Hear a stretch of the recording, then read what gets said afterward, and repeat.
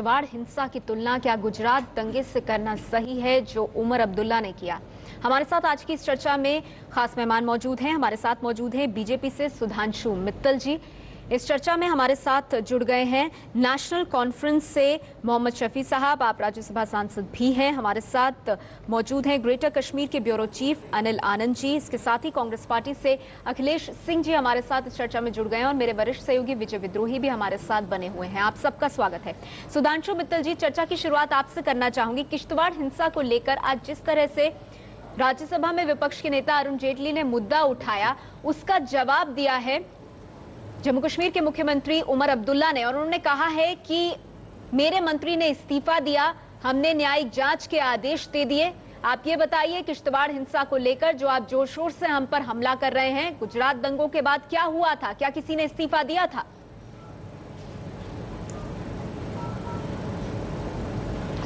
देखिए, कितनी शर्मनाक बात है कि किस चीज को वो किस चीज का मुकाबला कर रहे हैं। शायद उमर साहब भूल गए कि जब वो दंगे हुए थे तो वो अटल बिहारी वाजपेयी की सरकार में एक मंत्री थे। इतना ही उनको लग रहा था तो तब मांग लेते तो शायद अच्छा रहता। तब तो सरकार की लालसा और सत्ता की भूख ने उनके मुंह पे ताले लगा रखे थे। आज यकायक ही उनको 2002 के दंगों में नरेंद्र मोदी का हाथ और सब दिखने लगा है। बहरहाल मैं इस छिछोरेपन में नहीं जाना चाहता, मैं कुछ और गंभीरता से चीजें सामने रखना चाहता हूं। ये विषय को सिर्फ सांप्रदायिकता से जोड़ के देखना शायद हम लोग कहीं गलती करेंगे। इसका एक बड़ा परिप्रेक्ष्य है, उसके पीछे एक बड़ी साजिश है जिसमें पाकिस्तान सीधे के सीधे कहीं उसकी भूमिका है, ये हमें समझना चाहिए। देखिए सुधांशु मित्तल जी, वो सारी बातें तो धीरे धीरे सामने आएंगी। न्यायिक जांच के आदेश दे दिए हैं, न्यायिक जांच के आदेश दे दिए हैं उमर अब्दुल्ला सरकार ने, लेकिन सवाल ये उठ रहा है कि इसके लिए क्या जरूरी था बीजेपी के नेता अरुण जेटली जी का वहां जाना? ऐसे मौके पर जब राज्य सरकार जूझ रही है स्थिति को नियंत्रण में लाने के लिए, क्या जरूरी था उनका जाना? सवाल ये है। बहुत जरूरी था जाना, क्योंकि जब तक आप सारी चीज की गंभीरता और परिप्रेक्ष्य नहीं समझेंगी और इसको बड़े ट्रिवियल तरीके से डील करेंगी तो फिर कभी हम लोग असली चीज समझ ही नहीं पाएंगे। पाकिस्तान जो है 3 चीजें करता है। वहां पे हाफिज सईद जो है गद्दाफी स्टेडियम में हिंदुस्तान के खिलाफ जो है वहां पे नारे लगवाते हैं। LOC का लगातार फौरन ईद वाले दिन के बाद उल्लंघन होना चालू होता है।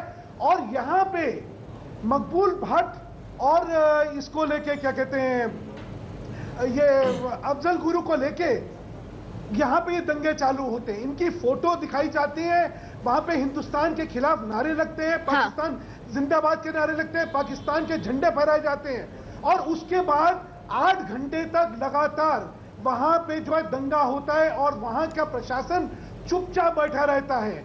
अभी मंत्री जी ने रिजाइन करा, ये खुद वहां मौजूद थे।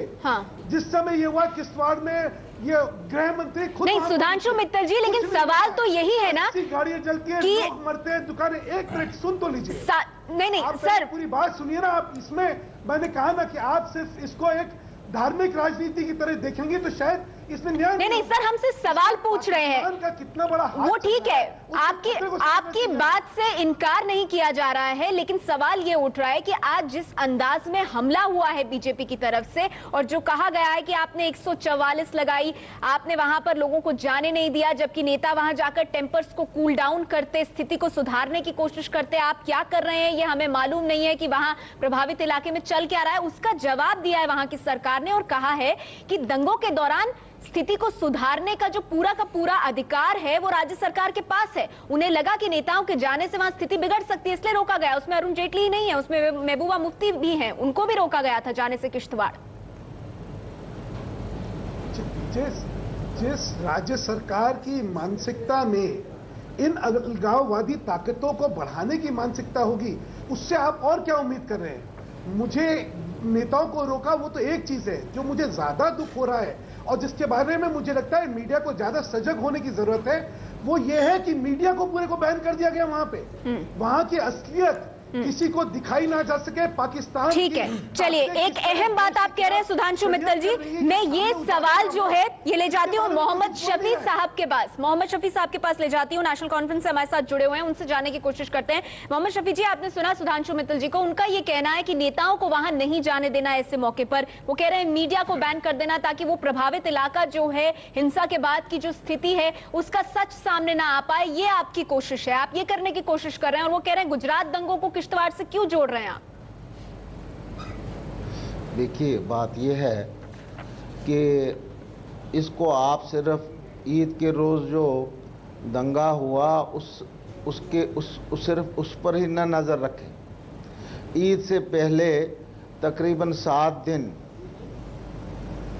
दिन मुख्तलिफ जो इलाके हैं, टाउन्स हैं किश्तवाड़ के, वहाँ पर रात की नमाज जो होती है रमज़ान के दौरान में तरावी, उस दौरान में जो लोग वहाँ जाते थे उनके घरों में निकाब ओढ़कर पथराव किया जाता रहा है। और उससे एक सिचुएशन में एक तनाव मौजूद था। तो आपकी सरकार 7 दिन सोती रही। आज आपने होम मिनिस्टर को सुना होगा कि कुछ लोग जो बाहर के गांव से आए थे, जब वो एक चौक में पहुंचे जहां पर हमारी हिंदू बिरादरी के लोग मौजूद थे, तो वहां एक आदमी ने खामखा उस भीड़ के साथ झगड़ना शुरू कर दिया और फिर पथराव भी किया। फिर नमाज होने के बाद दोनों तरफ के जो कम्युनिटीज़ थी उनमें ये झगड़ा हुआ। टेंशन पहले ही 7 दिन से इन्होंने पैदा किया हुआ था। और फिर ये जब झगड़ा हुआ तो जाहिर है जितनी पुलिस वहाँ पे मौजूद थी, पुलिस ने कार्रवाई की और एक आदमी अपनी हिंदू बिरादरी का मारा गया और एक आदमी मुसलमान जो है उसको जला दिया था वहाँ पे दूसरी कम्युनिटी के लोगों ने। नहीं मोहम्मद शफी साहब, सवाल ये उठ रहा है, सवाल ये उठाया जा रहा है कि सरकार क्या कर रही थी?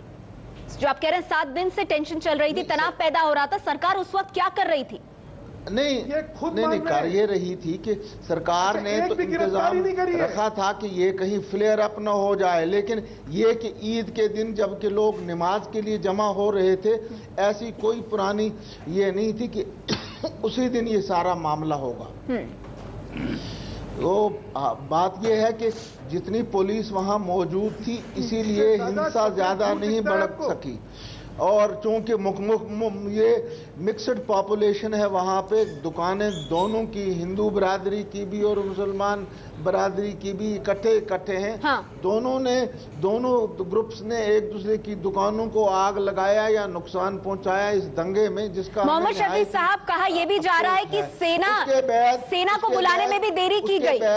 उसके बाद फौज को बुलाया गया और ये 10 बजे, ये फौज 5 बजे वहां पे आई। फौज तो हमारे कंट्रोल में नहीं थी और खुद अपोजिशन लीडर ये मानते हैं कि साहब उन्होंने भी बात की वजीर आजम के साथ और उन्होंने भी कहा कि फौज की तैनाती की जाए। फौज तैनात हुई।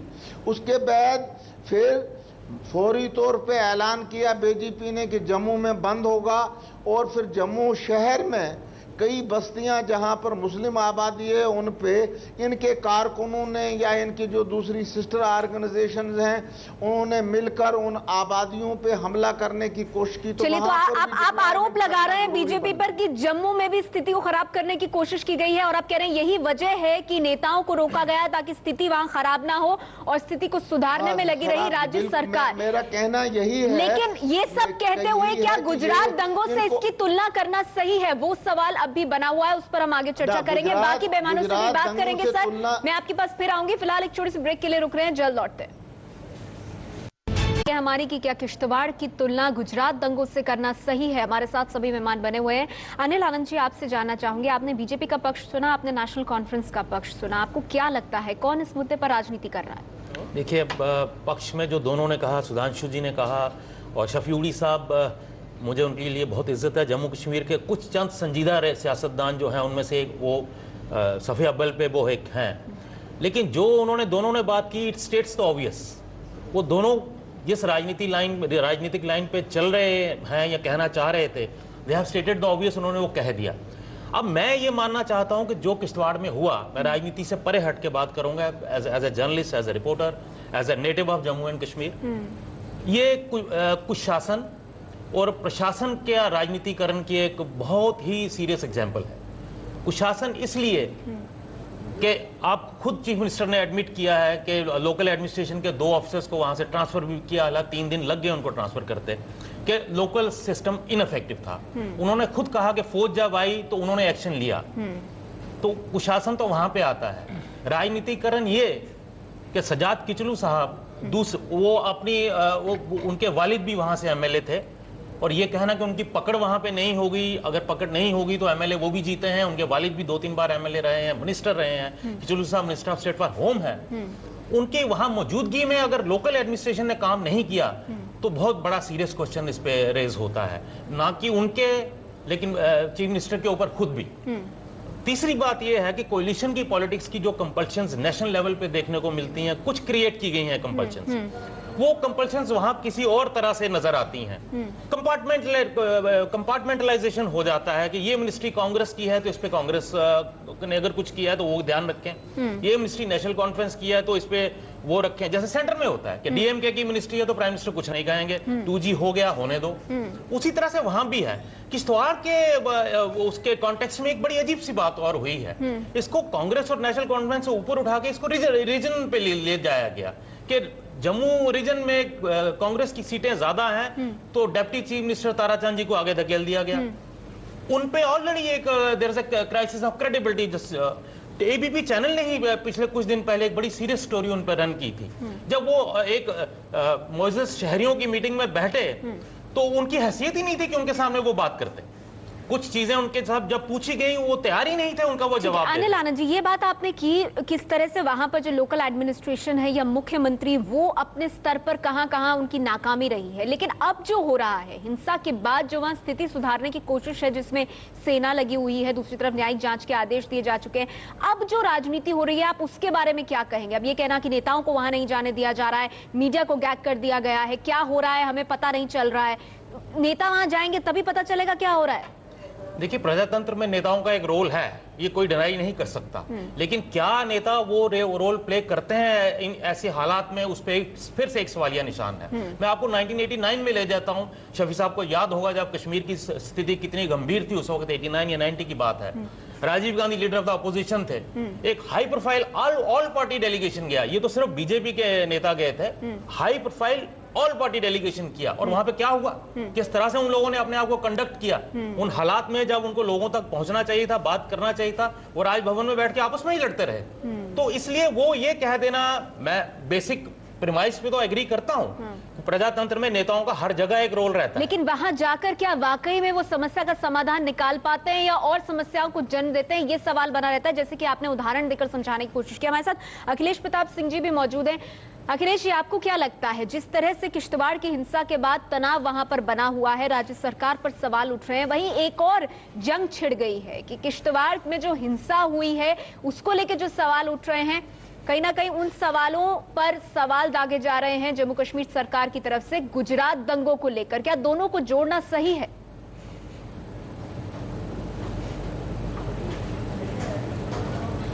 देखिए, आपके सवाल का पहला आंसर तो ये है कि यदि कहीं पे किश्तवाड़ में ये महसूस किया वहाँ के मुख्यमंत्री और प्रशासन ने कि कुछ प्रशासनिक कमियां हुई हैं और किसी की तरफ किसी ने इशारा किया, तो मुख्यमंत्री के इस कदम की सराहना की जानी चाहिए कि उसने कंसर्न मिनिस्टर को रिजाइन लिया और उसके लिए जुडिशल इंक्वायरी के आर्डर कर दिए।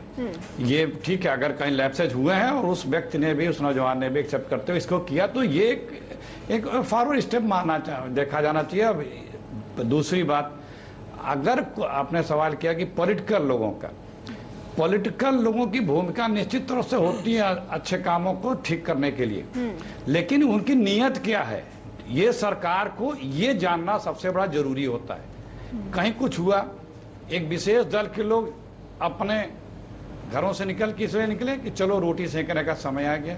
क्यों भाई, थोड़ा काम हो जाने दो। अभी तक क्या कर रहे थे, हमने अतीत में देखा है कि जब ये लोग लाल चौक पे झंडा फहराने की बात किया करते थे और जब इनकी सरकार आई तो वहां पे प्रचार करने भी नहीं गए। इनके हुकूमत थी दिल्ली में, प्रधानमंत्री इनके थे, और उस कश्मीर वैली में प्रचार करने भी नहीं गए, देहत्याती नहीं प्रचार करने भी नहीं गए। तो वो दोनों में फर्क दिखता है। तीसरी बात जो हमने गुजरात का जिक्र किया, उससे को रिलेट कंपैरिजन करने का, उनका सिर्फ कहने का यह था, मैंने भी उनकी स्पीच सुनी, इतना बड़ा काम हो गया, कांड हो गया, फिर भी आप लोगों ने थोड़ा सा भी सॉरी भी नहीं फील किया, अफसोस भी नहीं महसूस किया। उन्होंने कंपैरिजन पूरा उनका सेंटेंस देखे तो नहीं किया। ये जरूर कहा कि आपने नहीं किया। ये बात सही है कि बीजेपी के लोग इन सब लोगों से जिनसे इस्तीफा और तमाम नसीहतें दे रहे हैं, हाँ। अब किसी भी स्टेट में बीजेपी के खिलाफ या बीजेपी के मिनिस्टर कुछ करते हैं तो ये लोग आवाज नहीं। ठीक है अखिलेश जी, तो जितना मैं आपको समझ पा रही हूँ, आप कह रहे हैं कि दंगों के बाद जिस तरह से मुख्यमंत्री उमर अब्दुल्ला ने कदम उठाए हैं वो सराहनीय है, लेकिन दूसरी तरफ जो राजनीति बीजेपी की तरफ से हो रही है उस पर आप सवाल उठा रहे हैं। सर एक ब्रेक के लिए मुझे रुकना पड़ेगा। सुधांशु जी इस पर अपना जवाब देना चाहते हैं, मैं उनसे बात करूंगी, बाकी मेहमानों से भी बात करेंगे। जल्द लौटते हैं। क्या किश्तवाड़ के हालात की वहां हुई हिंसा की तुलना गुजरात दंगों से करना सही है? हमारे साथ सभी मेहमान बने हुए हैं। चर्चा को आगे बढ़ाने से पहले अब तक की चर्चा में जो बड़ी बातें सामने निकल कर आई हैं, पक्ष विपक्ष में तर्क वो ले लेते हैं। पक्ष में तर्क है कि उमर अब्दुल्ला ने मंत्री का इस्तीफा लिया है, नरेंद्र मोदी ने 2002 दंगों के वक्त इस्तीफा क्यों नहीं दिया था। विपक्ष में तर्क है कि दोनों की तुलना करना सही नहीं है। एक हफ्ते से वहां पर तनाव था, लेकिन राज्य सरकार ने वक्त पर कार्रवाई नहीं की।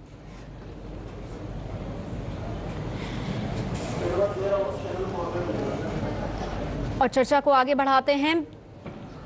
सुधांशु मित्तल जी, आप अपनी बात रखिएगा, लेकिन सवाल वही उठ रहा है कि गुजरात दंगों से जो तुलना हुई है वो क्यों ना हो, क्योंकि सवाल ये उठ रहा है कि दंगों के बाद जिस तरह के हालात होते हैं, आरोप तो नरेंद्र मोदी पर भी लगे कि उन्होंने सेना को बहुत वक्त बाद बुलाया था, आरोप तो उन पर भी लगे कि जब वहां पर दंगे हुए उसके बाद नेताओं को वहां जाने नहीं दिया गया। शायद वही बात बताने की कोशिश कर रहे हैं उमर अब्दुल्ला। मैं उमर अब्दुल्ला साहब से पूछना चाहता हूं कि 38 दंगे यूपी के अंदर हो चुके हैं पिछले 1.25 साल के अंदर, उससे तुलना क्यों नहीं होनी चाहिए? क्यों नहीं अखिलेश का इस्तीफा मांगने की वो बात करते हैं? वो तो अखिलेश जम्मू जाते तो शायद ये बात कहते हैं ना। नहीं, लेकिन हमला तो आपकी पार्टी की तरफ से हुआ है। तो सरकार में हमारे साथ शामिल थे, आज उनको याद आया ये बात। अच्छा वो छोड़िए, आगे चलते हैं, इसमें आगे मुद्दे की बात करिए। आप इसको सांप्रदायिक दंगा की तरह जैसे देखते हैं, सारा परिप्रेक्ष्य बदल जाने वाला है। यहाँ पे ये कोई सांप्रदायिक दंगे वाला विषय नहीं है, ये एथनिक क्लिंजिंग का विषय है, जिसको जातीय सफाई का विषय है। पहले हिंदुओं की कश्मीर घाटी से जातीय सफाई हो चुकी है। ये डिस्ट्रिक्ट जो है पाकिस्तान के साथ गवर्नर ने उस वक्त उनको निकाला, पाकिस्तान की फिर वो आपके गवर्नर ने उस वक्त निकाला था। अरे भाई मुझे बोले जो आपके बाद में मंत्री भी बने जगमोहन, उनको निकाला। तैयार होंगे नहीं होंगे, या वही बोलना चाहिए जो आप सुनना चाहते हैं? तैयार होंगे, लेकिन आप गलत बयानी से काम ले रहे हैं। बोलना है बोलिएगा, मैं आप गलत बयानी से काम ले रहे हैं। वो तो आपके जगमोहन ने उस वक्त उनको निकाला। लगातार कोशिश चल रही है कि जो इलाका पाकिस्तान के साथ जुड़ा हुआ है वहां पे आप ये सारी कम्युनलाइज सिचुएशन करते हैं, पाकिस्तान को इसमें बीच में मत लाइए। वहां पे नहीं तो हो सकता है। और सुनिए, इसमें पाकिस्तान को मत लाइए, या आपके लोग वहां पे दंगा करवा रहे हैं। गुजरात दंगे क्या बात लोग वहां पे कम्युनलाइज कर रहे हैं। सीधा प्रसारण गुजरात से सबके टेलीविजनों पे दिखाया गया, किसी ने नहीं रोका। ये पहली बार हो रहा है जहां पे कि मीडिया को रोक के, ताकि असलियत सामने ना आए, किस तरह जातीय सफाई करी जा रही है वो सामने ना हो। इनको देखिए कितना चिल मच रही है। अरे भाई मेरी बात मुझे करनी चाहिए, उसका क्यों बोलना बोलिएगा? आज जो है इस सरकार का आचरण, ये सरकार मतलब वहां अफजल गुरु और वहां पे पाकिस्तान के समर्थन में नारे लग रहे हो और ये खड़े हुए तमाशा देख रहे हैं। हाँ। इनका मंत्री वहां बैठा हुआ, इनका गृह मंत्री वो भी वो तमाशा देख रहा है। अच्छा सुधांशु मित्तल जी, इस्तीफा देना पड़ा क्योंकि उसका कार्य इतना शर्मनाक था, वो देशद्रोही कार्य था। सुधांशु मित्तल जी, वो बात तो आज अरुण जेटली जी ने उठाई, वो बात तो आज राज्यसभा में विपक्ष के नेता अरुण जेटली ने उठाई, और उधर हमने देखा कार्रवाई भी हुई। सुधांशु मित्तल जी सुन लीजिए सर, वो बात तो आपके जो नेता हैं राज्यसभा में विपक्ष के नेता, उन्होंने उठाई संसद के भीतर, और वहां कार्रवाई भी हुई, मंत्री का इस्तीफा भी हुआ। सवाल यह है कि नेताओं के वहां ऐसे मौके पर जाने की क्या जरूरत है? क्या उससे हालात सुधरेंगे, वो भी इस वक्त जब वहां पर स्थिति को नियंत्रण में लाने की कोशिश हो रही है? नहीं, भड़काने की कोशिश हो रही है। मैंने आपसे जो पूछा पहले तो ये बताइए कि मीडिया को रोकने की क्या जरूरत थी? हिंसा को अच्छा नेता तो चलिए आपने रोक लिए, मीडिया क्यों रोका? आज तक 38, मैंने जैसे आपसे कहा यूपी के अंदर 38 दंगे हुए, कभी मीडिया पे कोई बैन नहीं हुआ। आज तक ये इतिहास ही नहीं कि मीडिया पे बैन करा गया। चलिए मैं इसका जवाब ले लेती हूँ। मोहम्मद शफी साहब वो कह रहे हैं चलिए नेताओं की बात छोड़ दीजिए, आपने हमारे नेता को नहीं जाने दिया। मैं जवाब ले लेती हूँ उनसे। मोहम्मद शफी साहब क्यों छोड़ दे? इस देश में सत्यता कौन लेके आएगा? या तो मीडिया लेके आएगा या नेता लेके आएगा। मित्तल जी आप मेरी बात सुन लीजिए, मैं आप ही की बात का सवाल जवाब जानने की कोशिश कर रही हूँ। छोड़ेंगे ठीक है, जवाब ले लेते हैं। मोहम्मद शफी जी, सुधांशु मित्तल कह रहे हैं आपने नेताओं को रोका तो रोका, मीडिया पर रोक क्यों लगा रखी है आपने? आपकी मंशा क्या है इसके पीछे? क्या आप नहीं चाहते कि वहां जो कुछ हो रहा है वो सामने आए? कोई रोक आजकल मीडिया पे रोक लग ही नहीं सकती है। आजकल कम्युनिकेशन का सिस्टम इतना है कि कोई चीज छुपी नहीं रहती है। ये आप मत कहिए कि मीडिया पे कोई रोक है, जो वो चूंकि दूर दराज पहाड़ी इलाका है उसमें मीडिया वाले उनके जो वहाँ कॉरेस्पॉन्डेंट्स हैं वो तो बाकायदा खबरें देते हैं, किसी ने मीडिया पे रोक नहीं लगाई है। लेकिन जहाँ जहाँ कर्फ्यू है, कर्फ्यू के दौरान में तो मूवमेंट जो है वो बंद हो जाती है। वो तो जम्मू में भी है, वो बाकी जगहों पर भी है, वो राजौरी में भी है। किसी ने रोक नहीं। थोड़े से हालात सुधर जाएंगे तो पार्लियामेंट मेंबरों का डेलीगेशन भी वहां जा सकता है और मीडिया भी जा सकता है। ठीक है, तो आप भी वही बात कह रहे हैं जो आज वित्त मंत्री पी चिदम्बरम साहब ने कही। उन्होंने कहा कि हालात सुधरेंगे तो फिर नेताओं को वहां जाने दिया जाएगा। इस बीच हमारे साथ पीडीपी के राष्ट्रीय प्रवक्ता डॉक्टर समीर कौल भी जुड़ गए, हम उनसे बात करते हैं। डॉक्टर कौल, आपसे जानना चाहूंगी ये जो कुछ हो रहा है, जिस तरह से किश्तवाड़ की हिंसा पर राजनीति हो रही है, एक तरफ से ये कहा जा रहा है कि हमने अपना काम किया, न्यायिक जांच के आदेश दे दिए, मंत्री ने इस्तीफा दे दिया, गुजरात दंगों को लेकर क्या हुआ? उधर से कहा जा रहा है गुजरात दंगों से आप इसे क्यों जोड़ रहे हैं? आपको क्या लग रहा है क्या हो रहा है यहाँ पर? गुजरात दंगों वालों को तो यहाँ पर बीजेपी हीरो बनाने जा रही है। पहले आपके चैनल के द्वारा हाथ जोड़ के सारी पॉलिटिकल पार्टी से मैं, आप बोलिए फिर आप ही बोलिए। नहीं डॉक्टर कौल आप अपनी बात रखिए। मैं हाथ जोड़ के सबसे विनती करता हूँ कि जो खून वहाँ गिरा हुआ है, चाहे वो मुसलमान का हो, हिंदू का हो, सिख का हो, बौद्ध का हो, वो जम्मू कश्मीर के आवाम का खून है। और मैं आपको ये बता रहा हूं कि जो ये घिनौना षड्यंत्र रूलिंग नेशनल कॉन्फ्रेंस और बीजेपी के बीच में हो रहा है, इसको एकदम रुकना चाहिए, क्योंकि इससे जाने जा रही है, खून बह रहा है। गठजोड़ से हुआ ये तो क्या चंद वोटों के लिए आप लोग, अब मुझे बताइए, कैश फॉर वोट स्कैम भूल गए? कैश फॉर वोट्स आप भूल गए? कैसे सामने एक ड्रामा किया और पैसे देकर एक दूसरे को सपोर्ट किया? उमर साहब, अच्छा बोलिए आप ही बोलिए। डॉक्टर समीर कौल, उमर साहब ट्वीट करते हैं कि तेलंगाना को मत जोड़िए क्योंकि ग्रेटर जम्मू की डिमांड आ जाएगी, और उसको लेते हुए बीजेपी ने शुरू कर दिया। ये क्लियर कॉन्स्पिरेसी है इन दोनों में, और सिर्फ चंद वोटों के लिए एक आदमी प्रॉब्लम क्रिएट करता है, दूसरा उसका फायदा उठाना चाहता है, और ये सामने आपस में लड़ते हैं और दोनों साइडों से फायदा उठाने की कोशिश करते हैं। इस बीच हमारे साथ संघ से जुड़े चिंतक राकेश सिन्हा जी भी इस चर्चा में जुड़ गए। राकेश जी, ये किश्तवाड़ की जो हिंसा है, जो वहां का तनाव है, जो वहां पर परेशानियां हैं, ये उनसे ध्यान हटकर कहीं और क्यों जा रहा है? वहां पर मुख्यमंत्री ने कदम उठाए हैं, उन्होंने कहा मैंने न्यायिक जांच के आदेश दिए, मेरे मंत्री ने इस्तीफा दिया, अब सारी बातें न्यायिक जांच के बाद सामने आएंगी। लेकिन बीजेपी जो हमला बोल रही है उनकी सरकार पर, उससे वो सवाल पूछ रहे हैं कि गुजरात दंगों के बाद क्या हुआ था? आपने कुछ किया था? हमने तो फिर भी कुछ किया।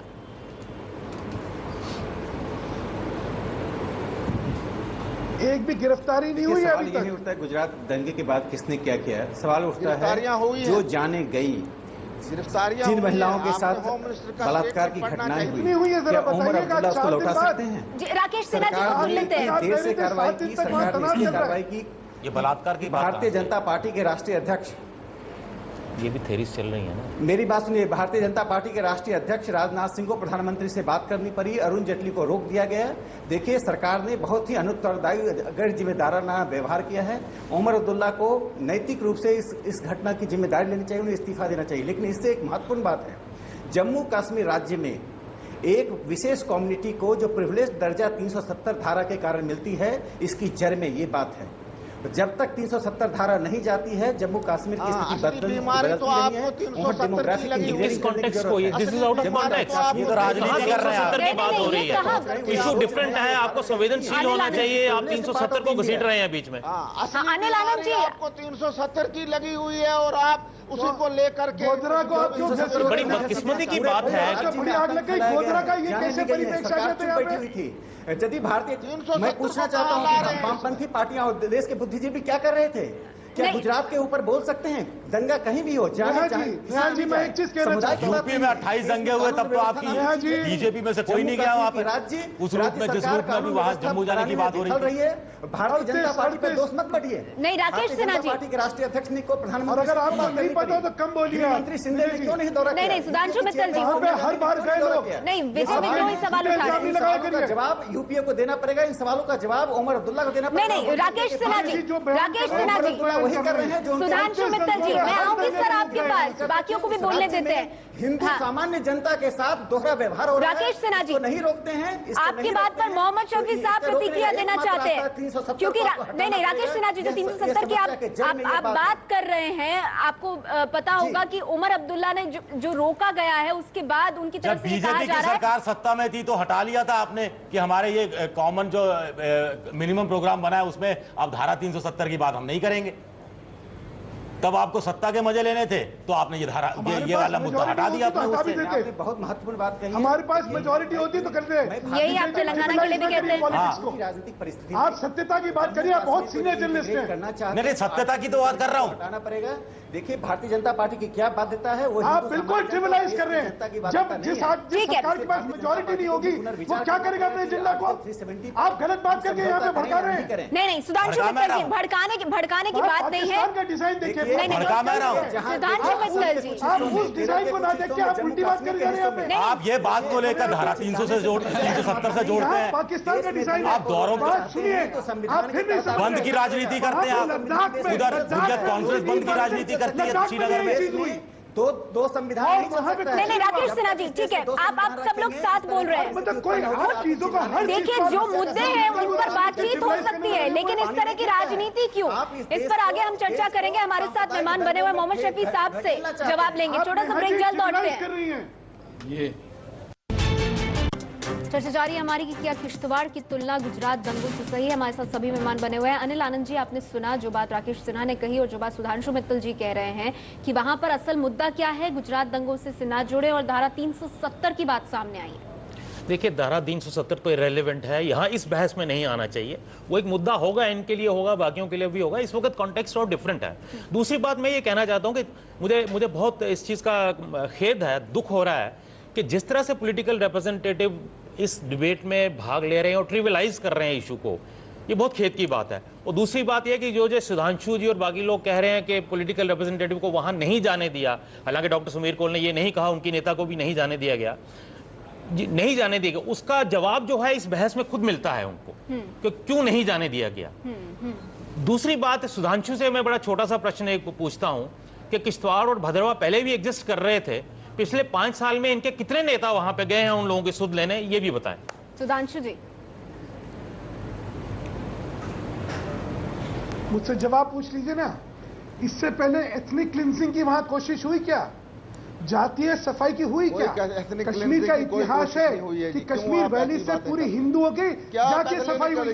भाई मुझे बोलने नहीं दीजिए, या तो बात सुनने। मोहम्मद शफी जी, मैं आऊंगी आपके पास। आप इतिहास जम्मू का, आप कश्मीर का इतिहास क्यों नहीं समझते? कश्मीर से तो आप कश्मीर का इतिहास समझिए, पाकिस्तान हम लोग समझते हैं, वहीं के रहने वाले हैं। यहाँ पे ये क्यों चीज क्या करी जा रही है वो जो इतिहास आप लिख रहे हैं वो हमें समझने की जरूरत नहीं, हम समझते हैं। देश के खिलाफ है, अलगाववादी फोर्सेस वहां क्या कर रही हैं, आप वो नहीं समझ रहे। उसका सारा षड्यंत्र देखिए, उसके हिसाब से रिएक्ट करिए। कोई आप लोग परिप्रेक्ष्य देखना नहीं चाहते। कोई किसी उठा के वहां पे गोधरा पे लेके जा रहा है, कोई कहीं लेके जा रहा है। अरे पाकिस्तान का क्या डिजाइन चल रहा है? लद्दाख में ईद वाले दिन लद्दाख में भी ये हरकत हुई। भाई ये एक आदमी अरेस्ट नहीं होता। ये खुद कहते हैं 7 दिन तक। सवाल का जवाब दीजिए, आपके कितने नेता पिछले 5 साल में वहां गए? अरे बोल नहीं दीजिए ना साहब, सुन तो लीजिए। ठीक है, सुधांशु जी, आप संक्षेप में अपनी बात पूरी कीजिए। गंभीरता समझे। उससे पहले एथनिक क्लिंजिंग नहीं हो रही थी वहां पे। और अगर आपको अतुल जी नहीं पता हो तो मैं बता देता हूँ, वहाँ पे 30 दस्ते भाजपा के जा चुके हैं वहाँ पे। जगमोहन ने जब आपको पता ही नहीं हो तो झूठे इल्जाम करते। अच्छा ठीक है सुधांशु जी, आपने एथनिक क्लेंजिंग की बात की। मोहम्मद शफी साहब बहुत समय से इसका जवाब देने की कोशिश कर रहे हैं, मैं उनसे जवाब ले लूं इसका, कहीं ऐसा ना हो हमारा कार्यक्रम खत्म हो जाए। मोहम्मद शफी साहब, ये आरोप लग रहा है बीजेपी की तरफ से कि ये एथनिक क्लेंजिंग का मामला है, ये हो रहा है वहां पर और इसी को छुपाने की कोशिश कर रही है वहां की सरकार, आप क्या कहेंगे? एथनिक क्लींसिंग ने 90s में किसी ने कही, इनकी हुकूमत थी उस वक्त, इनकी मदद से हुकूमत चल रही थी, इन्हीं का भेजा हुआ गवर्नर जगमोहन था उधर, उसने उन लोगों को सरकारी गाड़ियों में बिठाकर जम्मू लाया, ये कहकर लाया कि मैं 3 महीने में हालात ठीक करके दूंगा और उनको वापस लाऊंगा। उस वक्त हम भी हुकूमत थे 90 में, उस वक्त सिर्फ 40 आतंकवादी थे जिस वक्त गवर्नर जगमोहन को वहां भेजा गया। और उसके बाद फिर जब वहां पे जुल्म ज्यादती, पहले ही दिन जब वो श्रीनगर गए तो 50 आदमियों को गोलियों से मार दिया गया गांव कदल में। गांव कदल मैसेकर मशहूर है। उसके बाद मौलाना फारूक को जब उस पर गोली चलाई गई, उसके जो जनाजा कुछ ड्रेडेड मिलिटेंट्स को डॉक्टर फारूक अब्दुल्ला ने भी रिलीज किया था उस वक्त, मार दिया गया। नेहा जी देख रही है ना, आपको अब तो सत्य समझ आ रहा है। नेहा जी अब सत्य समझ आ रहा है ना, मैं यही समझाने की कोशिश कर रहा हूं। इनकी भाषा, इनकी नीयत, इनकी नीति साफ दिखा रही है कि इनके मन में क्या है और दिखावा ये क्या कर रहे हैं। ओ आपके मन में क्या है? चलिए आप दोनों के बीच आरोप प्रत्यारोप का दौर तो चलता रहेगा। डॉक्टर समीर कौल, अंत में आपसे प्रतिक्रिया चाहूंगी सर। आप कह रहे हैं कि बीजेपी और नेशनल कॉन्फ्रेंस की मिली भगत है। नफरतअंगेज बातें करने से, डॉक्टर समीर कौल आपकी प्रतिक्रिया। ऐसी नफरतअंगेज बातें करने से आपको शर्म आनी चाहिए। आपने अपने हाथों को, अरे चलिए आप दोनों ने अपनी बात रखी सर, हुआ है हिंदू माइनॉरिटी को। ठीक है सुधांशु मित्तल जी, आपने अपनी बात रखी। समीर कौल जी, आपसे मैं जानना चाहूंगी आपको क्या लग रहा है, अगर इस तरह के हालात रहते, इस तरह की राजनीति होती है तो फिर कैसे समस्या का समाधान होगा?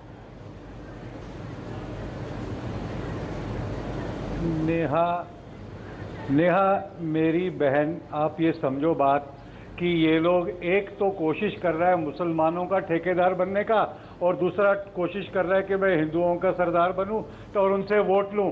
इसके अलावा इस सारे का कोई मतलब नहीं, इसके अलावा कोई और मीनिंग नहीं। ये लोग अपनी वोटों की राजनीति गरमाना चाहते हैं। अफसोस ये है कि ये उन लोगों पे जो जम्मू कश्मीर और लद्दाख का अवाम, चाहे वो हिंदू हो, कश्मीरी पंडित हो, सिख हो, उसका खून बह रहा है और ये लोग अपनी रोटियां सेक रहे हैं राजनीति की। किसी कश्मीरी अफसोस की बात है। चलिए वक्त मेरे पास इतना ही है, लेकिन सवाल यह है कि कौन राजनीति नहीं कर रहा है? कश्मीर के आवाम, जम्मू कश्मीर के आवाम की क्या इसको इस वक्त किसी को परवाह है, या हर कोई सिर्फ राजनीति करने में लगा हुआ है? एक तरफ एक मुद्दा, दूसरी तरफ दूसरा मुद्दा, और जम्मू कश्मीर के आवाम की शायद किसी को परवाह नहीं। शुक्रिया आप सभी मेहमानों का हमारे साथ इस चर्चा में जुड़ने के लिए। आगे देखिए आज की बात।